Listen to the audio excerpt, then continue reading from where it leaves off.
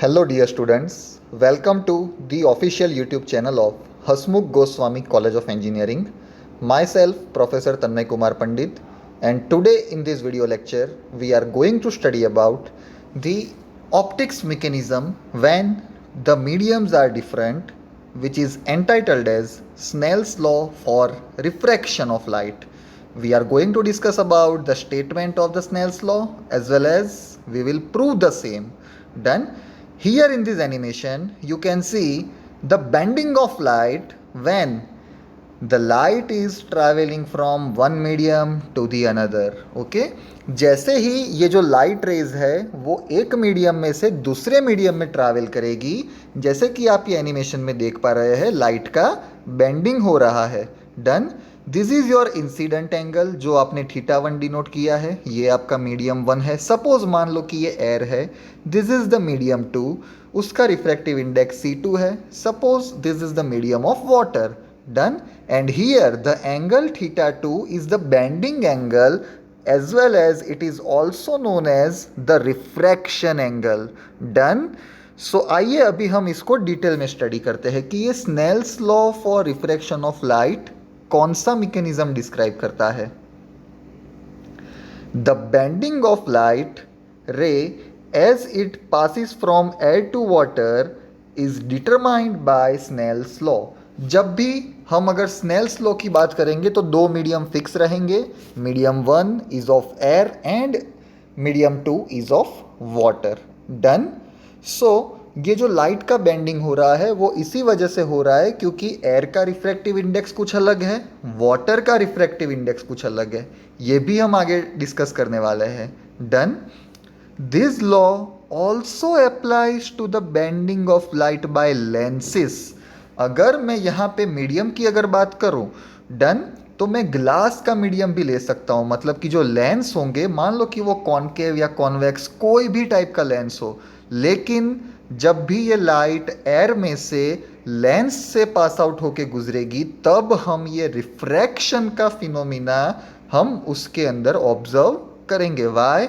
Because there is the difference of the medium as well as the refractive indices of their mediums respectively. This law also applies to the guiding of light by the fiber optic cables. आपने अगर ऐसे fibre optic cables देखे हो, बहुत ही micro size के वो होते हैं and they are quite transparent. हाँ, तो उससे अगर आप उसके एक एंड से अगर आप लाइट पास करते हो तो उसके अंदर TIR का फिनोमिना जनरेट होता है जिसको हम टोटल इंटरनल रिफ्लेक्शन भी बोलते हैं. डन. तो उसके अंदर क्या होगा, एक एंड से इंसिडेंट की गई लाइट सेम इंटेंसिटी के साथ आपको दूसरे एंड पे मिलेगी. मतलब कि ऑप्टिक फाइबर के अंदर जो लाइट का जो लॉस होगा ना वो नियरली इक्वल टू 0 होगा. Done. Here they have mentioned that carry modern communications. अभी अगर हम देखें, हम ये जो मोबाइल डेटा यूज़ करते हैं for the purpose of internet surfing, उसके लिए जो सी वेज के थ्रू जो भी फाइबर ऑप्टिक्स के केबल्स लगाए जाते हैं ये उसी की बदौलत है कि हम अभी जो डेटा ट्रांसमिशन और रिसीविंग की ये जो पूरी प्रोसेस के ऊपर अभी हमारा लॉकडाउन भी उसके ऊपर से ही गुजरा. डन. तो ये किसकी वजह से पॉसिबल हुआ? Due to fibre optic cables. Similarly अगर आप देखो the well known telecommunication company Reliance Jio, उसने अपना एक ब्रॉडबैंड प्लान लॉन्च किया जिसको उसने नेम दिया Jio fibre. Why? Because the optic fibre cables have been utilised for the data transmission and the speed for internet surfing is very much advantageous in this particular instrument. Done. A ray of light passing from one medium to another. देखिए, say from air to water. जब भी मैं Snell's law की बात करता हूँ तो एक जनरल लॉ है, इसमें कोई भी दो अलग अलग मीडियम ले लो, एक एयर का है तो दूसरा वाटर का होगा या ग्लास का होगा या कोई भी मीडियम आप ले लो. डन. कोई भी लिक्विड है अलग अलग डेंसिटी वाले, उसको भी आप कंसीडर कर सकते हो. डन. लेकिन एयर से लाइट पास होके वो दूसरे मीडियम में जो कि वाटर का, कोई लिक्विड का, ग्लास का, कोई भी मीडियम हो, उसमें से जब पास होगी then a light is bent or refracted from its original path. अभी आप इस एनिमेशन में देखिए, उसका ओरिजिनल पाथ क्या होना चाहिए था, ये होना चाहिए था, लेकिन अभी उसमें बेंडिंग आ गया। डन। सो यही स्नेल्स लॉ हमें समझाना चाहता है कि जब भी लाइट एक मीडियम में से दूसरे मीडियम में पास आउट होगी, तब उसके अंदर एक फिनोमिनन जनरेट होगा जिसको हम रिफ्रैक्शन बोलते हैं। गुजराती में हम उसको वक्री भवन बोलते हैं। क्या बोलते हैं? वक्री भवन। Very good. The ratio of C, the small C is nothing but the speed of light in a vacuum, to small V the speed of light in a particular medium. देखिए, speed of light in a vacuum मतलब कि air में speed कितनी होती है, light कितनी speed से travel कर सकती है? द स्पीड इज 3 × 10⁸ मीटर पर सेकंड, मतलब एक सेकंड में ये 300 लाख मीटर ट्रैवल करती है। This is called the index of refraction, which is denoted by small m, small n, and it varies by medium to medium। मतलब कि ये जो रिफ्रैक्टिव इंडेक्स है वो हमें ये बात समझाना चाहता है कि ये एक रेशियो है, it is a number only. Done. But ये नंबर किस चीज को रिप्रेजेंट करता है? It represents the speed of light in two different mediums. Done. कौन कौन से दो मीडियम है उसमें? Number one, that is the vacuum, and number two, which is your particular medium. Done. That means the water, the air, or you can consider the glass or any liquid with various densities. Okay तो ये समझ में आ गया आपको कि Snell's law का statement क्या है और वो हमें कौन से ऑप्टिक का कौन सा फिनोमिनन समझाना चाहता है। डन। तो ये फिनोमिनन आपने काफ़ी सारी जगह पे ऑब्जर्व किया होगा। मान लो कि अगर आप रेनबो देख रहे हो तो रेनबो में क्या होता है, जिसको आप गुजराती में मेघधनुष बोलते हो ना, ये वही है। तो ये रेनबो में कौन सा फिनोमिना होता है कि जो सोलर रेडिएशन आते हैं ना, जिसको हम लाइट रेज बोलते हैं, तो वो लाइट रेज, और ये ज़्यादातर हम मॉनसून के सीज़न में ही ऑब्जर्व करते हैं। तो ये मॉनसून के सीज़न में जो रेन ड्रॉपलेट्स होते हैं, तो पहले तो जो सोलर रेडिएशन थे वो एयर में से ट्रैवल कर रहे थे। अभी क्या हुआ कि बीच में उसको एक हर्डल आया। कौन सा आया? जो रेन के जो वाटर ड्रॉपलेट्स होते हैं वो। तो जब भी ये लाइट का रेडिएशन कहाँ पे इंसिडेंट होगा? रेन ड्रॉपलेट के साथ। और एक रेन ड्रॉपलेट नहीं होगा, there will be some multiple droplets. तो ये मल्टीपल रेन के वाटर ड्रॉपलेट्स के साथ जब लाइट इंसिडेंट करेगी तब क्या हुआ आप समझिए।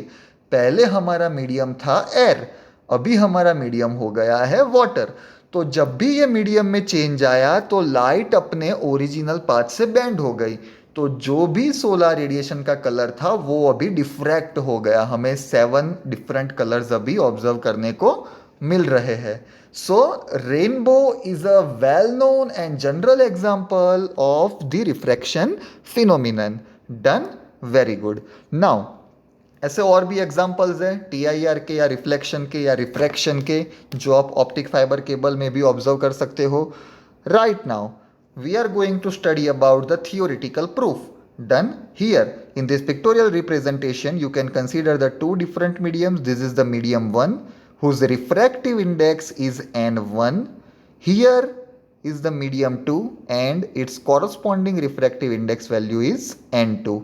This is known as the interface between two media. तो ये एक ऐसा प्लेस है जहां ये दो मीडियम सेपरेट आउट हो रहे हैं। मतलब कि ये मीडिया के लेफ्ट हैंड साइड पे अभी मेरे पास क्या है? मीडियम 1, और उसके राइट हैंड साइड पे मेरे पास क्या है? मीडियम 2। एंड यहाँ पे जो एक स्ट्रेट लाइन ड्रॉ की है that is known as the normal to the surface, मतलब कि जहां से हमारी लाइट बेंड होने को स्टार्ट करेगी। यहाँ पे आप देखिए कि हमारा जो लाइट रे है वो कहाँ पे जा रहा है? इस डायरेक्शन में जा रहा है। डन। तो ये डायरेक्शन जो है उसको हम बोलते हैं इंसिडेंट डायरेक्शन, और ये जो इंटरफेस के साथ यहाँ पे जो एंगल बनेगा ना, दैट इज योर θ1, और उसको हम बोलेंगे इंसिडेंट एंगल। अभी आप देखिए मीडियम 1 से ये जब मीडियम 2 में आया तो लाइट बैंड हो गई, अदरवाइज उसको ये डायरेक्शन में मोशन उसकी कंटिन्यू करनी पड़ती। हाँ, दिस डायरेक्शन, ये मैं एरो से आपको हाईलाइट करके बता रहा हूँ, लेकिन अभी वो बैंड हो गई है यहाँ पे। तो ये किसकी वजह से हुआ? नंबर 1 मीडियम चेंज हुआ, नंबर 2 आप दोनों के रिफ्रैक्टिव इंडेक्स को देखिए, ये n1 है, ये n2 है। n1 and n2 are two different things. That is why the light is bend. Done.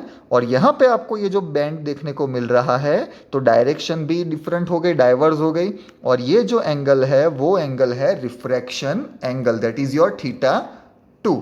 Done. So theta 1 and theta 2 are two different phenomenons.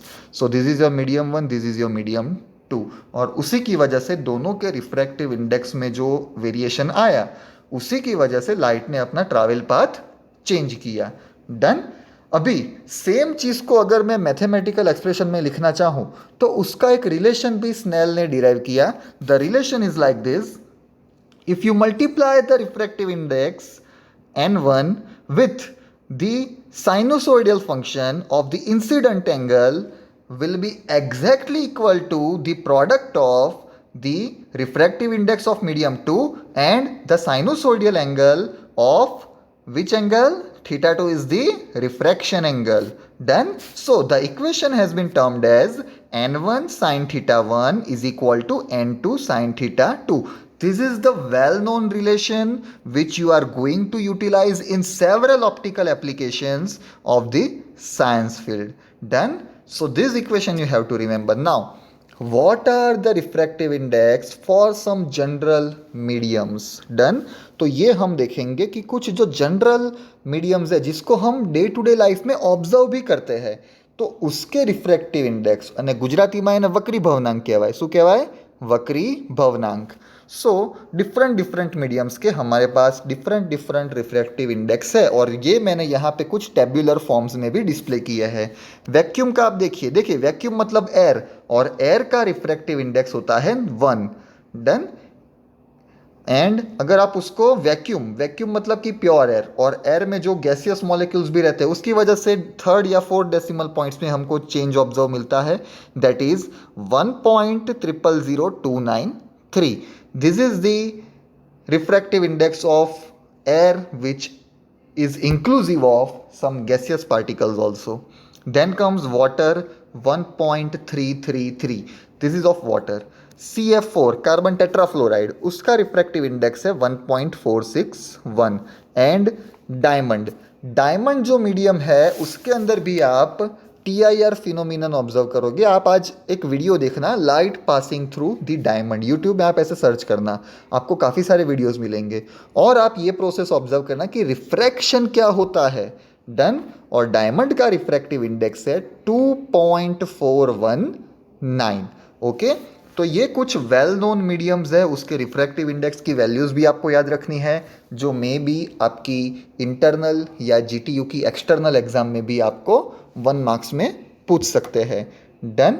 सो ये चीज़ यहाँ पे एक और हमें ध्यान रखनी पड़ेगी, ये जो रिफ्रैक्टिव इंडेक्स की वैल्यू है ना वो टेम्परेचर के साथ चेंज होती है, कि जैसे जैसे टेम्परेचर बढ़ेगा रिफ्रैक्टिव इंडेक्स की वैल्यू कम या ज़्यादा होती रहेगी. That depends on the medium. Done. So ये था स्नेल्स लॉ का स्टेटमेंट, उसका प्रूफ, उसका मैथमेटिकल एक्सप्रेशन और some well-known values of the various refractive index of respective mediums. So I hope कि आज का ये वीडियो लेक्चर आपको पसंद आया होगा. तो आप इस वीडियो को लाइक कीजिए, ज़्यादा से ज़्यादा उसको शेयर कीजिए और हमारे ऑफिशियल यूट्यूब चैनल को सब्सक्राइब कीजिए. मोर ओवर हमारी कॉलेज की अपडेट्स के साथ आप उसको हमारे ऑफिशियल सोशल मीडिया हैंडल्स पे भी एक्टिव रह सकते हैं. Thank you very much for visiting this video lecture.